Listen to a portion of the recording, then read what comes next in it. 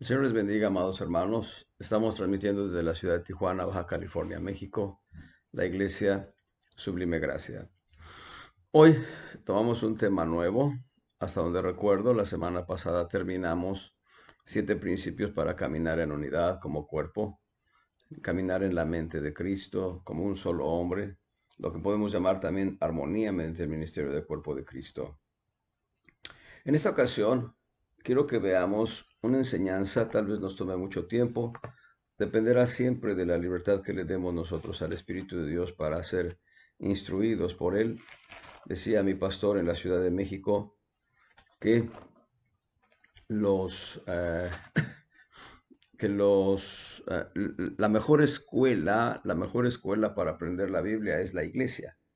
El mejor salón de clase, perdón, la mejor aula de clase es la iglesia. Y el mejor libro de texto para aprender de Dios es la palabra, la Biblia. Y finalmente, el mejor maestro dentro del aula de clase, que es la iglesia, el mejor maestro es el Espíritu Santo.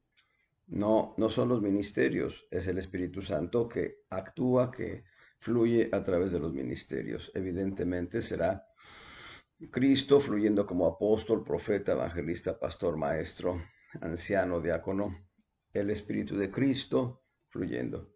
Hoy vamos a ver una enseñanza que es de suyo muy importante para nosotros como cristianos. En el libro de Tito, en la epístola del apóstol Pablo a Tito, en el capítulo 2, versos 1 y 2, encontramos una exhortación del apóstol Pablo a Tito.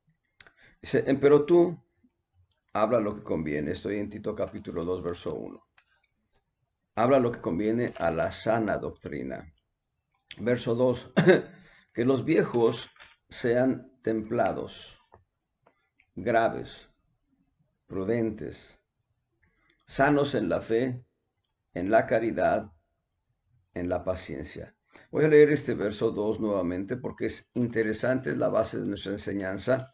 Es que los viejos sean templados, graves, prudentes, sanos en la fe, en la caridad y en la paciencia. Aquí debemos ir desglosando el versículo para poder tener el entendimiento de lo que es la enseñanza de hoy. Vamos a hablar de la sanidad del alma dentro de lo que son los fundamentos para el cristiano. Sabemos que los fundamentos para el cristiano son fe, esperanza y amor. Y estos fundamentos los está estableciendo Dios en el alma, en el alma del creyente. Dios está fundamentando la vida del creyente en principios doctrinales que le permiten al creyente crecer para ser un templo santo para morada de Dios en espíritu. Y lo que está diciendo el texto en primer lugar es los viejos. La palabra viejo en este texto específico no tiene que ver con ancianidad, no tiene que ver con edad avanzada. La palabra viejo tiene que ver con crecimiento espiritual. Es el primer punto que debemos anotar aquí. Habla de los viejos en un sentido de crecimiento espiritual. La Biblia nos muestra por lo menos 7 diferentes niveles de ancianato en la perspectiva espiritual, en la perspectiva de crecimiento espiritual. Y antes de continuar con el tema del ancianato, debemos reiterar lo que ya hemos aprendido en reuniones pasadas. Hemos aprendido que en griego existen 3 palabras específicas para hijo o hijos. Y en la mesa, cuando se sientan todos los hijos de la familia alrededor de la mesa, podemos encontrar hijos que ya tienen 18, 20, 30 años tal vez. Y podemos encontrar hijos que tienen 12, 15 años. Y es probable que, y esto se da en algunos hogares, es probable que encontremos hijos que son recién nacidos o que tienen unos meses de nacidos o que tienen unos cuantos años apenas de haber nacido.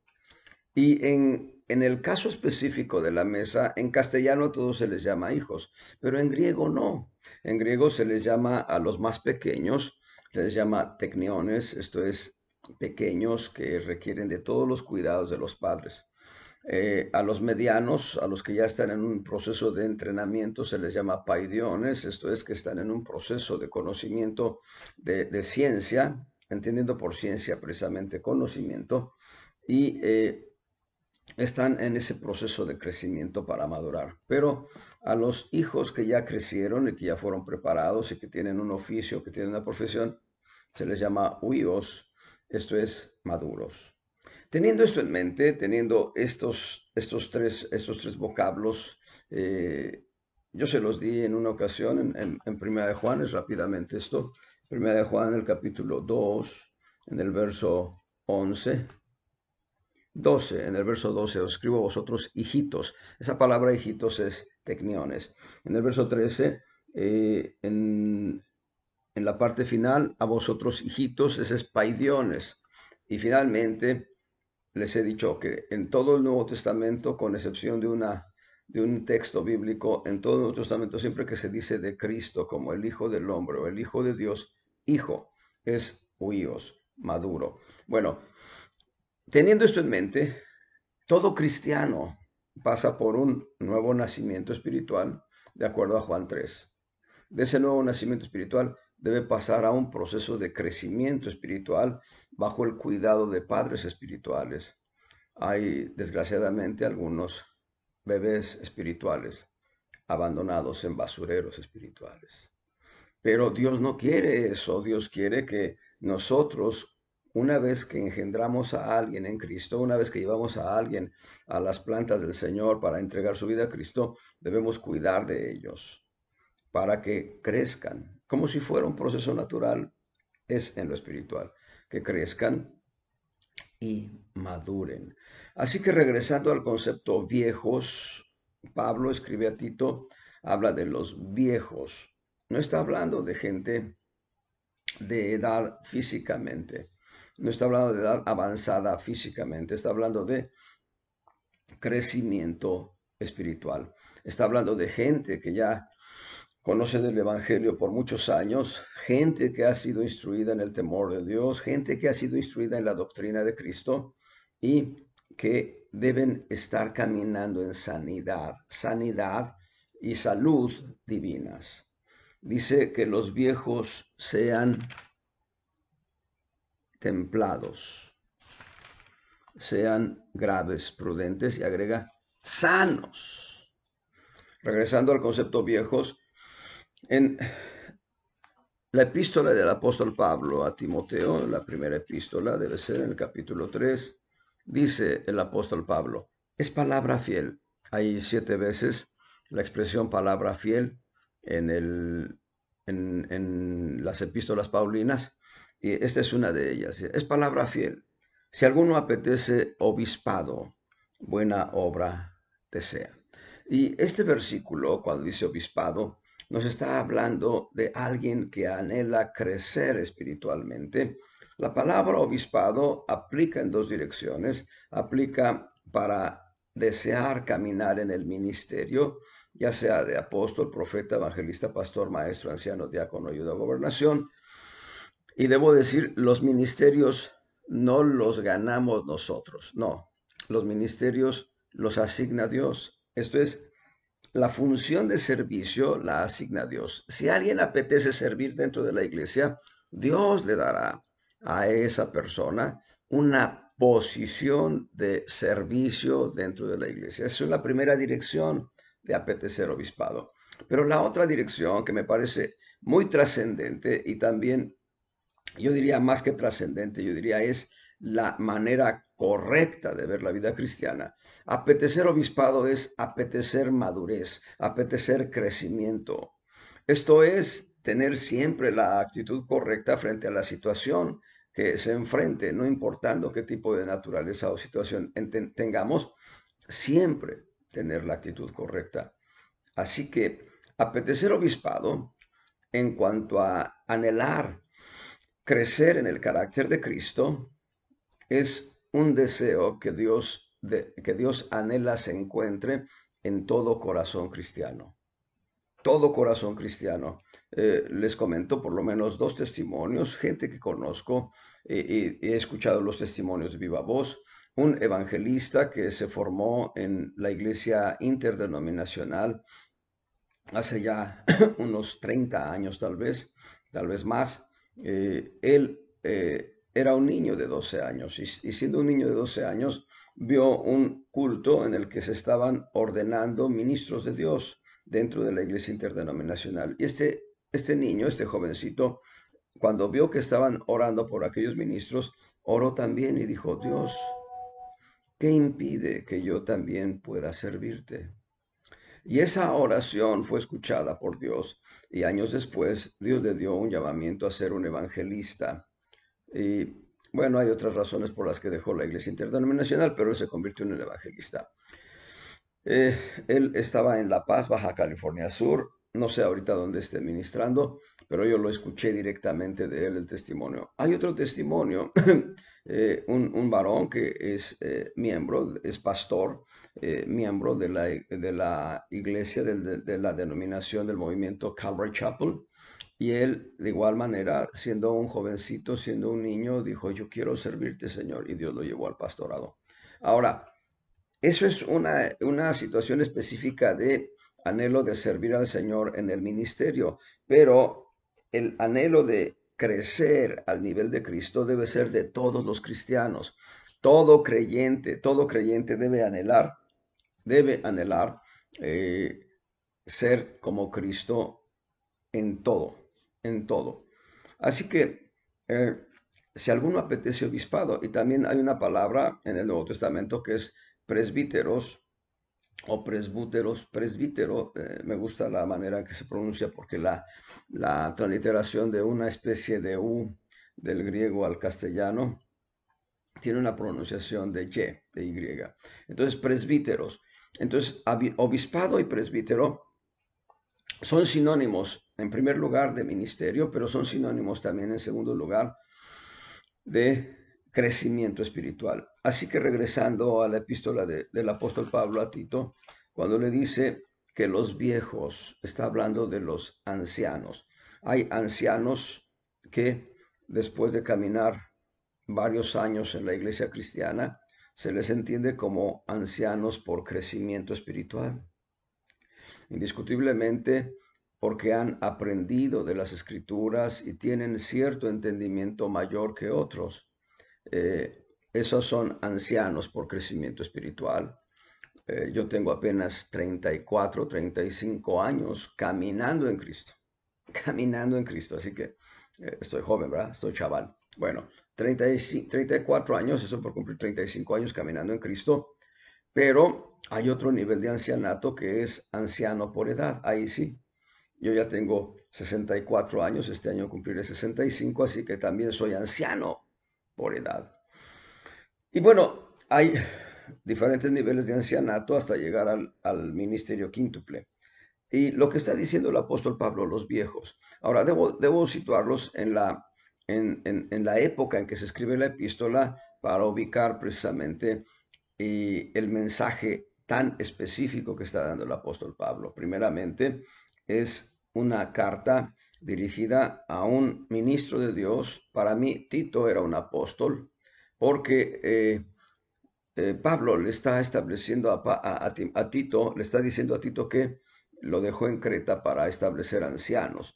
Ahí en la propia epístola, en el capítulo 1, en el verso 4 y 5, habla a Tito, es decir, la carta va dirigida a Tito, verdadero hijo en la común fe, gracia, misericordia y paz de Dios Padre y del Señor Jesucristo nuestro Salvador. Una salutación directa para Tito. Hay un preámbulo, los versos 1 al 3, en el 4 está la salutación a Tito, pero el verso 5 dice, por esta causa te dejé en Creta, para que corrigieses lo que falta y pusieses ancianos por las villas, así como yo te mandé. Bueno, comentarios marginales, primeramente, y otros comentarios que tienen que ver con la epístola en lo que atañe a Tito 2:2. Primeramente, Creta. Creta es una isla del Mediterráneo. Y en Creta existían en aquella época diferentes aldeas, diferentes poblados. Y cuando Pablo fue a predicar a Creta, se procuró ir a las aldeas, a los poblados y predicar el evangelio. Y una vez que se levantaban iglesias, él procuró que se establecieran ancianos en preparación. Es diferente el anciano en preparación al anciano que ya está establecido para gobernar la iglesia. El que está en preparación, si reprueba, queda descalificado para el ancianato, a saber, liderazgo dentro de la iglesia, pero no queda descalificado para crecer espiritualmente, queda descalificado para gobernar dentro de la iglesia.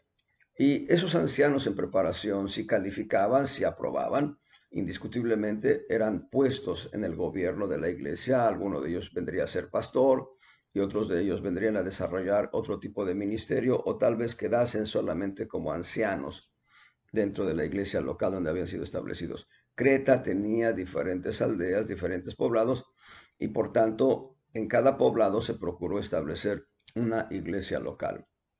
Pablo le está requiriendo a Tito que establezca ancianos por las iglesias. Esto es, ancianos que califican, ancianos que ya desarrollaron el ministerio, ancianos que han desarrollado el carácter de Cristo, ancianos que han madurado, ancianos que han crecido y que muestran el carácter de Cristo con su conducta, con su forma de ser. Bendito sea el Señor. Entonces le está diciendo que corrija lo que falta y que ponga ancianos por las villas. Ahí el concepto villas habla de poblados, habla de aldeas, así como yo te mandé. Bueno, Pablo le está instruyendo a Tito. Y entonces de ahí regresamos al punto de Tito 2, que los viejos, que los ancianos sean, número uno, templados. Número dos, graves, esto es, sobrios. Número tres, prudentes. Y entonces agrega una palabra que es trascendente. Dice, sanos, sanos en la fe, en la caridad y en la paciencia. Y aquí están los fundamentos. Paciencia va a ser sinónimo de esperanza. Y aquí están los fundamentos de fe, amor y esperanza en ese orden. Ahora, hay que clarificar esto. ¿La fe enferma? ¿El amor, la caridad enferma? ¿La esperanza enferma? Debo clarificarles, no. La fe se origina en Cristo. Hebreos 12:2 establece, puestos los ojos en el autor y consumador de la fe, en Jesús. La fe tiene su origen en Jesús y la fe nos lleva a Jesús como fin último, en manera tal que la fe no enferma. Quien enferma es el creyente en el ejercicio de la fe. Eh, la caridad no enferma. Primera de Corintios capítulo 13. Primera de Corintios capítulo 13 va a decir en los versos 4 al 8, la caridad es sufrida, es benigna, la caridad no es jactanciosa, no busca lo suyo, no se goza de la injusticia, no se goza de la verdad, más se goza de la verdad, todo lo sufre, todo lo cree, todo lo espera, todo lo soporta. Y hay un principio esencialísimo en la primera línea del verso 8. La caridad, el amor ágape, el amor que es de Dios, el amor que es Dios mismo, nunca deja de ser. Por tanto, la caridad no enferma.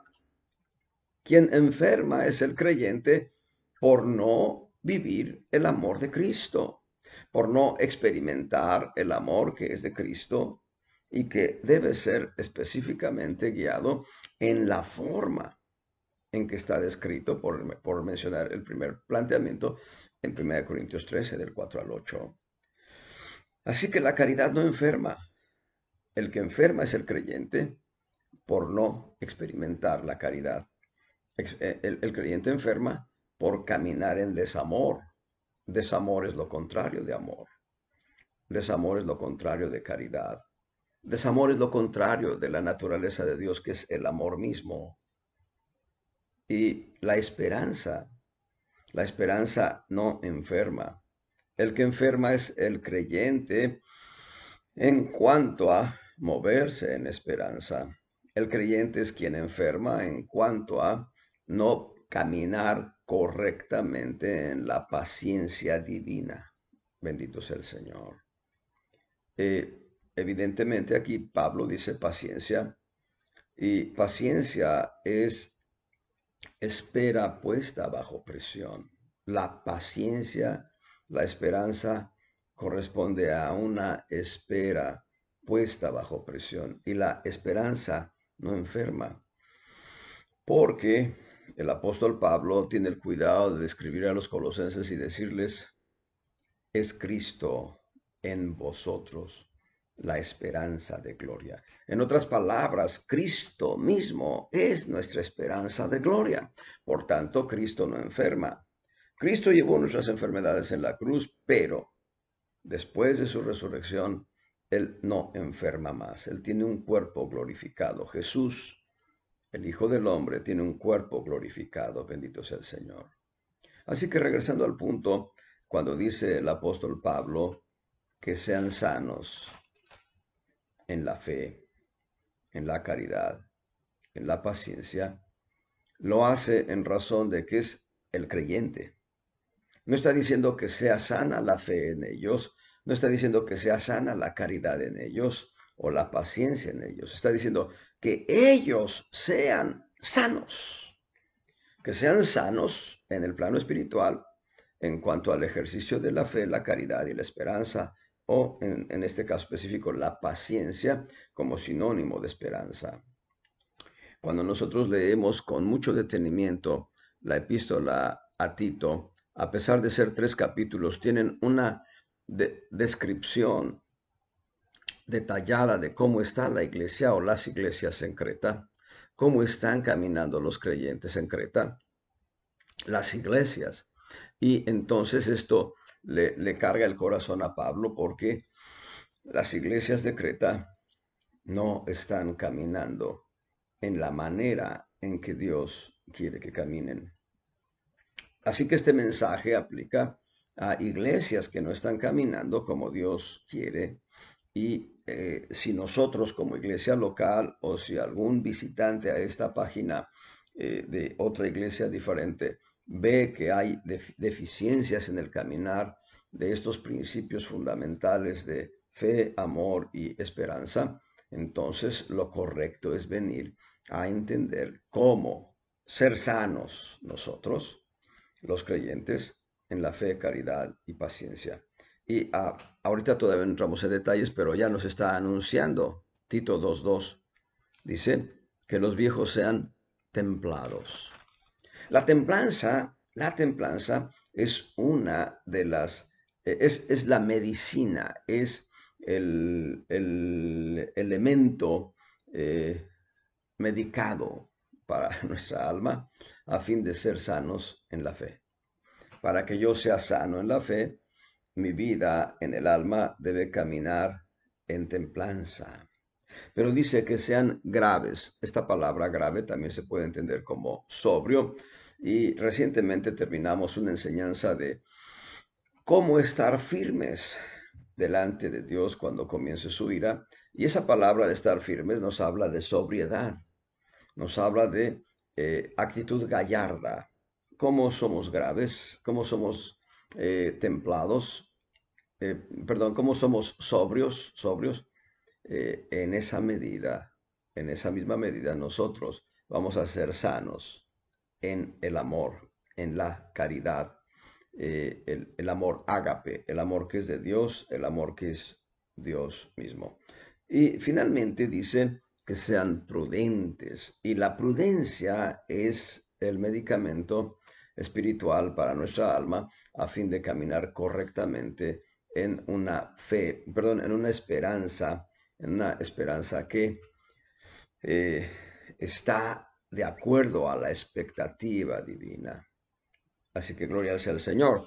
Pero hay una serie de causas que Pablo va a evidenciar en esta carta en cuanto a cómo se están conduciendo los cretenses. Y vean, por mencionar algo, en el verso, en los versos 10 en adelante, dice: porque hay muchos contumaces, habladores de vanidades y engañadores de las almas. Mayormente los que son de la circuncisión. Aquí había judíos ya involucrados en las iglesias, judíos que habían aceptado a Cristo como Salvador personal, pero que practicaban el judaísmo, practicaban el legalismo de Moisés, el legalismo dado en el Pentateuco por Moisés. Dice algo más, dice, verso 11, a los cuales es preciso tapar la boca, que trastornan casas enteras, enseñando lo que no conviene por torpe ganancia. Esto es terrible. Es decir, había quienes buscaban el beneficio económico a cambio de una palabra que ellos decían en el nombre del Señor, pero que era una palabra torpe, una palabra ajena a la voluntad divina, una palabra que nada tenía que ver con el consejo de Dios. Verso 12. Dijo uno de ellos, uno de los cretenses dijo, y este cretense ya era profeta. Noten, un profeta cretense les dice de ellos, dice, los cretenses, siempre mentirosos, malas bestias, vientres perezosos. Qué tremendo. Tremenda la condición de la iglesia de Creta. Las iglesias de Creta estaban en condiciones terribles. Había gente contumaz, había habladores, había engañadores, había gente que sacaba ganancia, gente que trastornaba las casas enteras y por dinero, y mentirosos, malas bestias, qué tremenda palabra, vientres perezosos. Y luego dice algo más el apóstol Pablo, el verso 13. Este testimonio es verdadero. Noten, lo que dijo el profeta es verdadero. Dice, por tanto, repréndelos duramente. Pablo le da autoridad a Tito para que pueda reprender con dureza a los creyentes, a los hermanos en Cristo, a los hermanos nuestros en Cristo de Creta, de aquella época. Dice, y mándales, dice, repréndelos duramente para que sean, nuevamente, sanos en la fe. Sanos en la fe. Cuán importante pareciera ser que los cretenses se habían desviado de la fe, habían caminado en una actitud completamente ajena al ejercicio divino, al ejercicio correcto de el consejo de Dios por la doctrina, por la sana doctrina. Pablo se preocupó siempre de establecer los principios doctrinales en las iglesias donde él ministraba, en los lugares donde él compartía el evangelio. Se preocupó siempre Pablo de establecer los fundamentos de fe, esperanza y amor en las iglesias donde él ministró como apóstol. Y va a decir todavía algo más, dice, verso 14, que no atiendan, dice, a fábulas judaicas y a mandamientos de hombres que se apartan de la verdad. Esto es, había entrado una corriente de doctrinas ajenas al consejo de Dios, doctrinas judaizantes, doctrinas que establecían la necesidad de circuncidarse, de guardar el sábado, de guardar un mundo de ritos. Hoy en día se están metiendo ese tipo de corrientes en las iglesias cristianas y están jalando adeptos para su continuidad con doctrinas de error, doctrinas ajenas a la sana doctrina del nuevo pacto. Es importante la claridad aquí. Cuando habla de doctrinas de error, habla de mandamientos de hombres, fábulas judaicas, dice que se apartan de la verdad. Aquí es importante hacer una clarificación. Existen en estos momentos en diferentes frentes un conjunto de doctrinas de error, doctrinas heréticas que están desviando a la cristiandad lejos del camino del Señor. Una de esas doctrinas de error que tiene que ver con lo que anuncia Pablo en esta carta es la cristiandad judaizante o la cristiandad mesiánica, permítanme. Esta cristiandad mesiánica se ha atrevido a establecer fábulas, como dice Pablo, fábulas, fábulas judaicas. Sucede que de alguna manera te hacen un estudio y dicen, tú perteneces a la tribu de Rubén y tu esposa pertenece a la tribu de Benjamín. Y entonces, y también tienes otros parientes allá, ¿no? Vamos a ver, no, pues están en tal tribu. Y eso, eso nada tiene que ver con el nuevo pacto que Cristo ha establecido con su muerte, sepultura y resurrección para su iglesia neotestamentaria. Yo puedo decirles, bueno, mi segundo apellido es Pérez. Y eso que, bueno, pues Pérez es un apellido judío. Yo ya estaría cayendo en el error. ¿Por qué? Porque no debemos atender a fábulas judaicas. Es así de sencillo. No debemos atender a fábulas judaicas. Eso de que pertenece a tal tribu, eso no está en el nuevo pacto. Así que pues yo me he apellido Pérez por alguna circunstancia. Bueno, mi abuelo era Pérez, mi mamá era Pérez, pero pues, eso no significa que por eso yo deba seguir buscar cuál es la tribu. No, yo ni siquiera tengo idea si tengo pertenencia o afiliación a una tribu judaica, porque en mi vida, un 80% de mi vida, yo soy indígena. Hay un mestizaje ya en mí, pero mi abuelo mi padre era indígena, mi abuelo paterno era indígena, mi abuelo materno, el papá de mi mamá, era indígena. Así que yo no puedo estar así con ese tipo de fábulas. Y lo que está sucediendo con quienes están metiendo ese tipo de fábulas, perdón, lo que está sucediendo en ese tipo de fábulas mesiánicas es que ahora también te dicen, debes usar el kipá. Ese es una especie de gorrita que apenas te cubre el, el, el remolino de la cabeza. Y debes usar el kipá, debes dejarte crecer la barba como un rabino. Eso nada tiene que ver con el nuevo pacto de Cristo para nosotros. O te van a decir, tienes que guardar el sábado. Y yo he dicho esto, ¿cuál sábado? Si me dicen el sábado de semana, bueno, se entiende que hay un sábado de semana.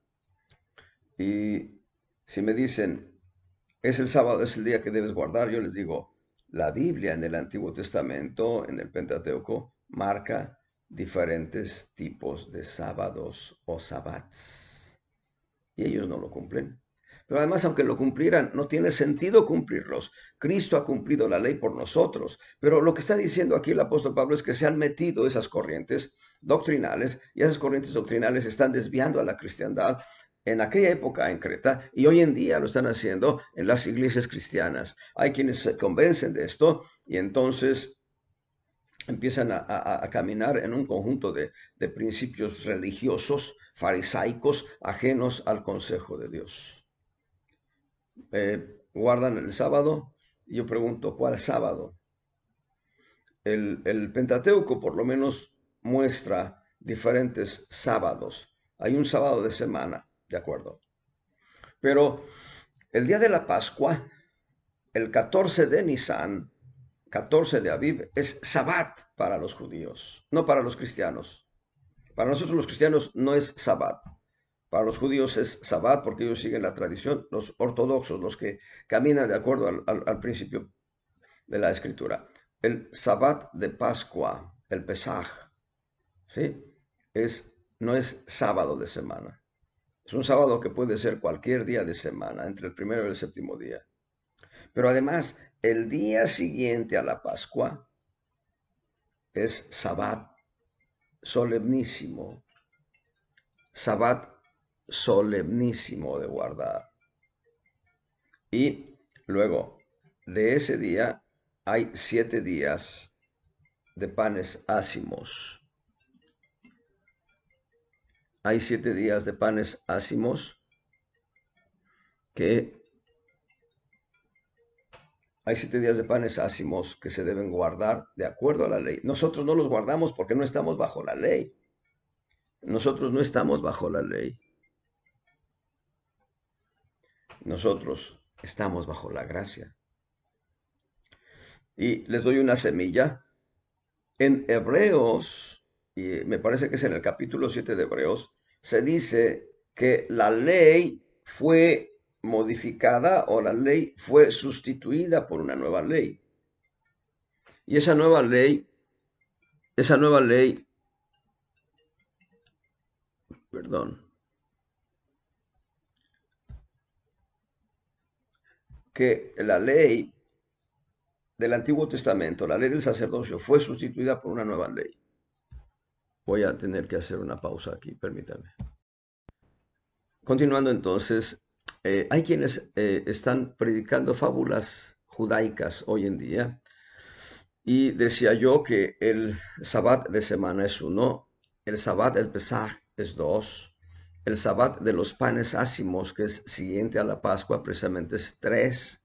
Está el Sabbat del día de las expiaciones, está el Sabbat de los primeros frutos, está el Sabbat de los tabernáculos, la fiesta de los tabernáculos es toda una semana.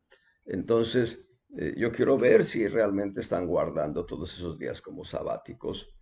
Y además de ello, que está el Sabbat de las cosechas, y apenas estamos hablando de días del año como días sabáticos. Pero la ley estableció un año sabático de trabajo. En otras palabras, 6 años de trabajo continuo y un séptimo año de reposo. Alguien dirá, oye, pero eso es solamente para los agricultores. Pues que se lo digan a un agricultor que tiene la fe judaica para ver si lo hace o no lo hace. Israel nunca cumplió la ley en la parte de los años sabáticos. De hecho, Dios estableció juicios para la nación de Israel, anunciando, porque las tierras descansarán sus sábados. Noten, las tierras nunca habían reposado. Israel no respetó el sabbat anual. Pero vamos lejos todavía. Ese era el sabbat, un año sabático, pero después venía el año 49, que era sabático, y evidentemente el año 50, jubileo, que era también sabático. Yo quiero ver a los hermanos que están caminando en una doctrina mesiánica que me digan cuándo es el jubileo. Algunos dirán, pues será hasta dentro de 50 años. ¿De dónde parten para decir que será hasta dentro de 50 años? Y más aún, consideremos, van a perdonar todas las deudas que tengan sus deudores con ellos. Verdaderamente es complicado, nada más por decirles un texto que tiene que ver con esta crítica al cristianismo judaizante. Ahí en Hechos capítulo 15, el apóstol Pedro va a poner el dedo en la llaga diciendo que nadie ha cumplido esto. Dice ahí en Hechos capítulo 15, en el verso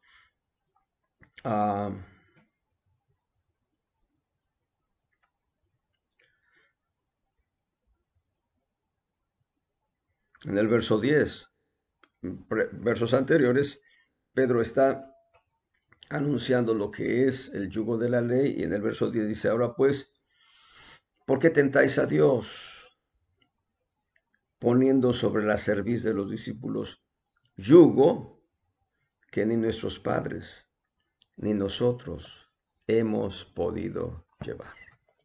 Entonces, regresando a Tito capítulo 2, en el verso 12, en el verso, 14, fábulas judaicas. Es una fábula decir que podemos cumplir la ley, que podemos someternos a la ley en la manera en que fue descrita. Pedro lo está diciendo, ni nuestros padres ni nosotros hemos podido cumplir la ley. Y esa es una desgracia que ha penetrado en algunos creyentes y se han ido a formar grupos de cristianos con principios judaizantes. Ya esto había sido un fenómeno social dentro de la iglesia cristiana al inicio, hace cerca de 2000 años, cuando empieza la iglesia a caminar. Muchos religiosos judíos aceptaron la fe de Jesucristo, pero empezaron a decirle a la gente, si no se circuncidan, no les vale esta fe. Y la circuncisión es parte del rito de la ley, en tanto que la gracia nos ha librado de la ley. Les animo a que lean con detenimiento la epístola a los Gálatas, porque en la epístola a los Gálatas el apóstol Pablo hace una separación categórica de lo que es la ley y lo que es la gracia. Bueno, vamos a continuar. Entonces, dice el apóstol Pablo en Tito 1:15, todas las cosas son limpias a los limpios, pero a los contaminados e infieles nada es limpio. Antes su alma y conciencia están contaminadas. Verso 16, profésanse conocer a Dios, pero con los hechos lo niegan, siendo abominables y rebeldes, reprobados para toda buena obra.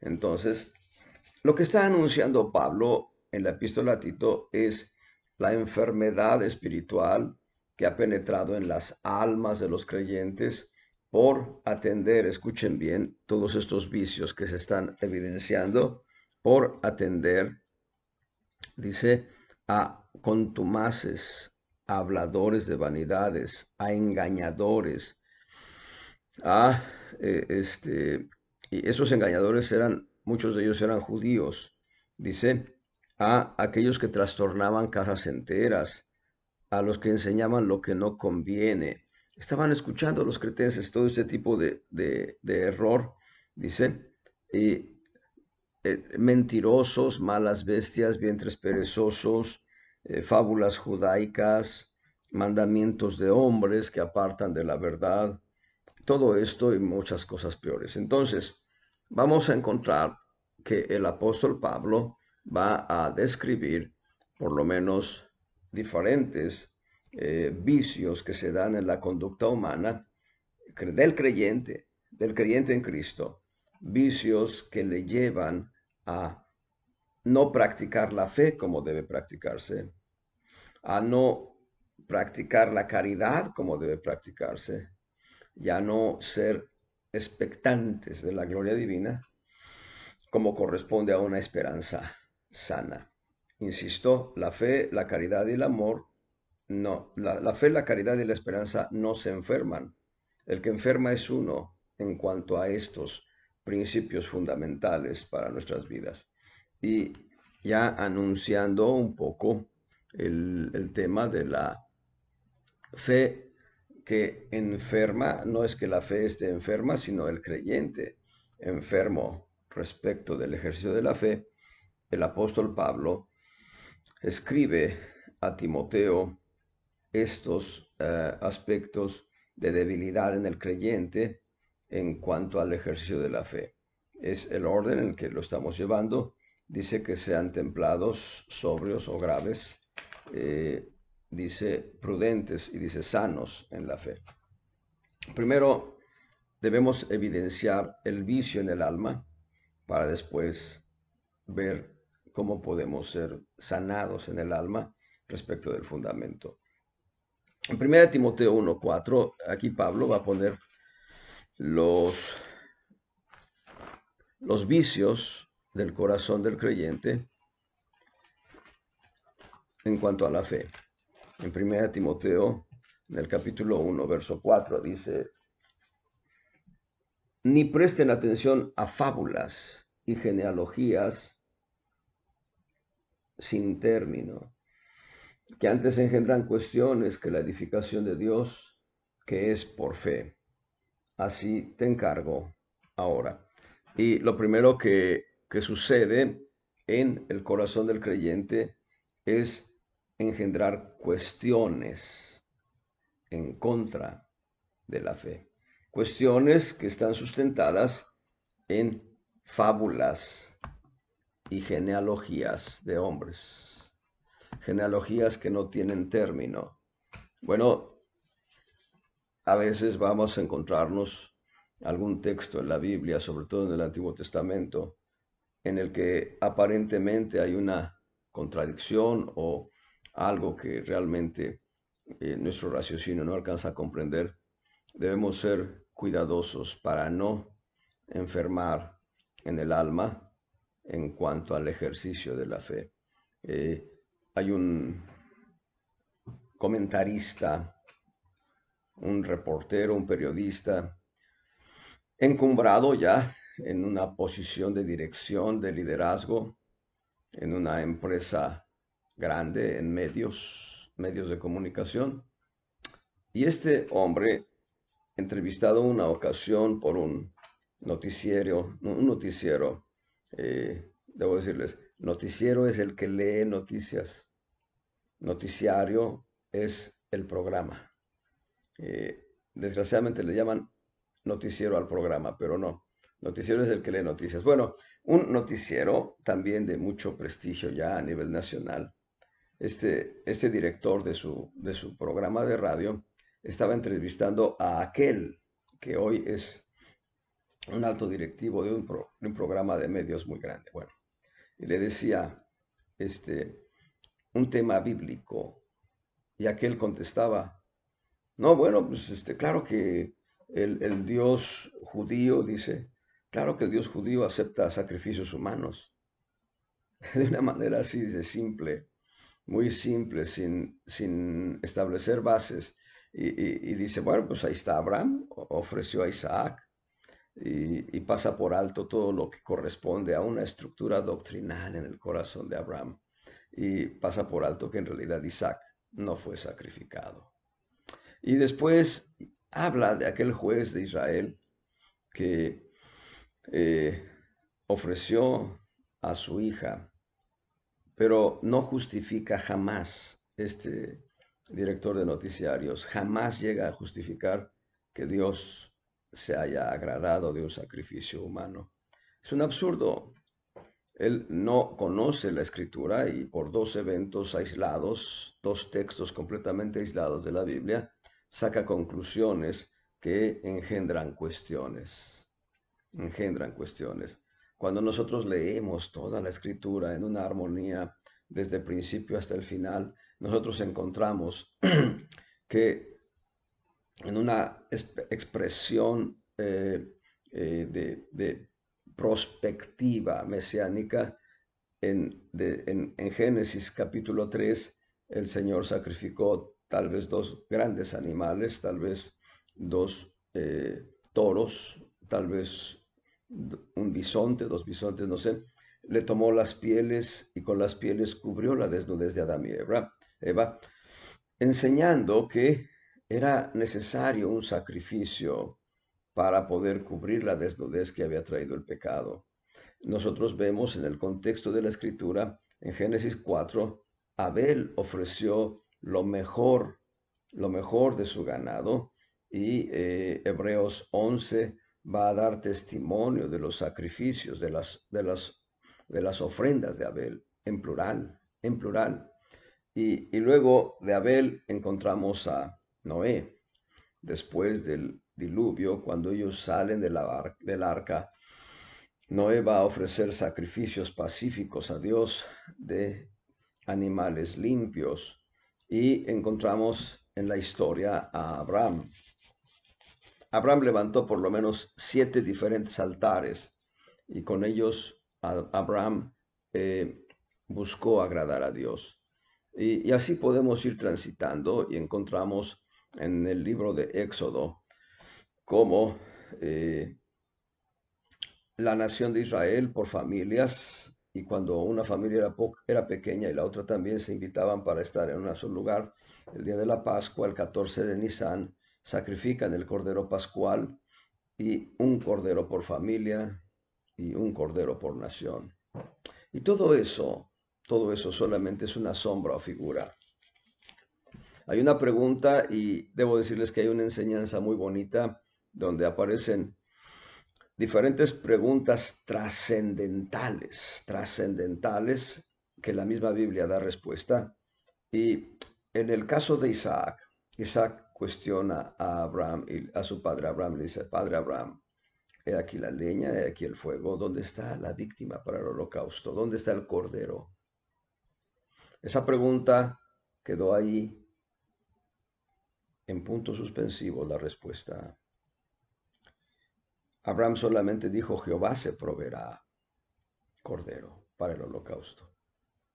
Pero muchos siglos, muchos siglos, llegamos a Juan capítulo 1.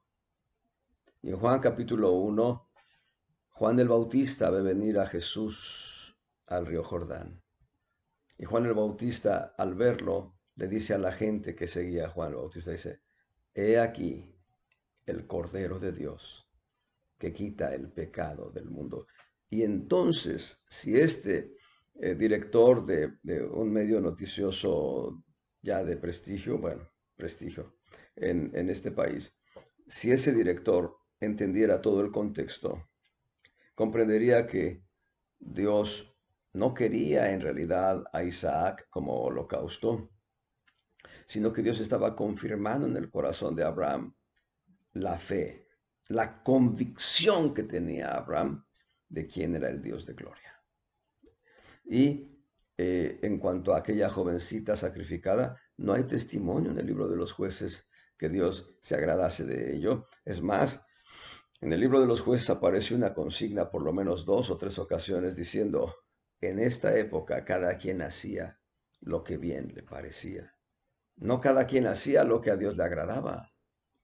Y bueno, y terminado de leer el contexto de esa pregunta, he aquí el fuego, he aquí la leña, ¿dónde está el cordero? Muchos siglos, muchos siglos después, he aquí el cordero de Dios. Y hay un complemento a la respuesta que quita el pecado del mundo. Cuando Dios establece el sacrificio primigenio en Génesis 3:19, lo que hace es establecer la sombra o figura de que todas las víctimas que se sacrificaran de acuerdo a la ordenanza de la ley solamente anunciaban al Cordero que habría de venir para quitar el pecado del mundo en nosotros. Es Cristo en la cruz, el verdadero Cordero de Dios que quita el pecado del mundo. Y es Cristo en la cruz quien cumple a la perfección Levítico 16, donde el Espíritu de Cristo es el sumo sacerdote, el alma de Jesús es el macho cabrío, llevado al desierto para morir de hambre y de sed y víctima de aves de rapiña, de animales rapaces, y Jesús en la cruz, el cuerpo de Jesús el hombre en la cruz, es el macho cabrío sacrificado en el altar de bronce y llevado su cuerpo a ser quemado fuera del real, pero su sangre fue puesta en el propiciatorio o asiento de misericordia para cumplir así Cristo en la cruz, lo que es el ritual del Levítico 16. Eso, eso es lo único que sí agradó al Padre Celestial, que su Hijo muriese en la cruz, pero con un propósito muy específico, que muriese por nosotros. Entonces, hay quienes engendran cuestiones en cuanto a la fe. Ese hombre engendra cuestiones en cuanto a la fe. Hay otro programa de radio cuyo noticiario es seguido, cuyo noticiero, perdón, es seguido por millones de personas. Y en ese noticiero, y en ese noticiario, el noticiero invita a un sacerdote católico eh, que da consejos de moralidad. Y cuán terrible es que esos consejos de moralidad en algunas ocasiones no coinciden con la Biblia, y más aún cuando él, siendo un líder de opinión, se haya atrevido a decir que el infierno está aquí en la tierra. Y digo, uy, si este es el infierno, pues No hay tal, porque un infierno así, si bien se habla de violencia, se habla de pestes, se habla de guerra, se habla de todo eso, la gente sobrevive, los que mueren, mueren.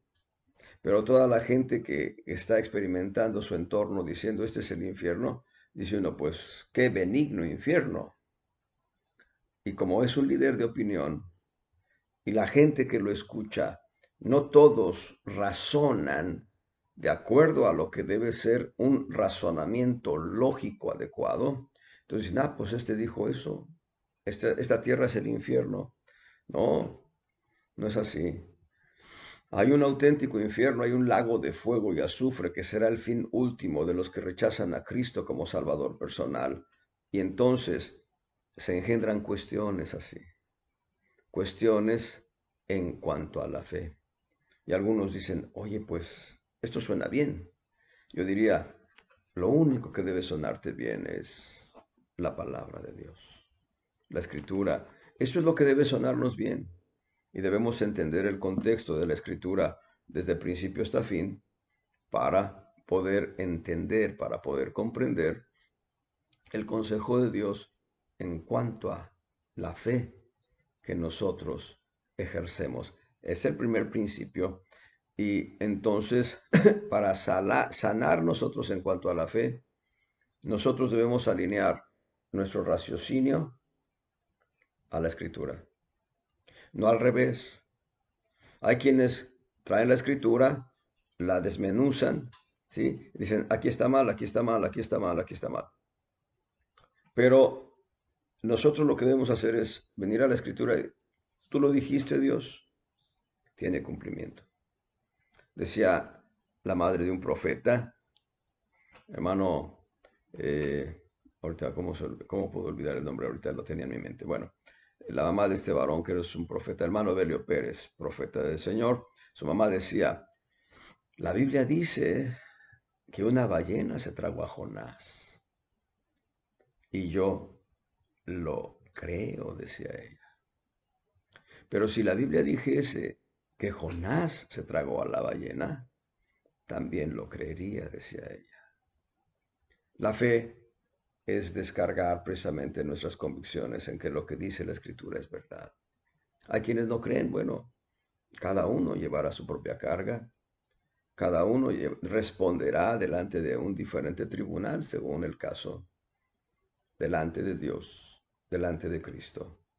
Los creyentes en Cristo rendiremos cuentas en el tribunal de Cristo. Los que rechacen a Cristo rendirán cuentas en el trono blanco. Yo prefiero ir al tribunal de Cristo porque ahí encuentro todavía gracia divina. Todavía encuentro un lugar en el cielo para mí. Y esto se da en razón de que entregamos nuestra vida a Cristo. La salvación no se pierde, nunca, jamás. Vamos a parar ahí, vamos a hacer una pausa y la próxima semana continuaremos con este tema de la sanidad para el alma en cuanto al ejercicio de los fundamentos de fe, caridad y paciencia, sinónimo de esperanza. El Señor les bendiga, amados hermanos.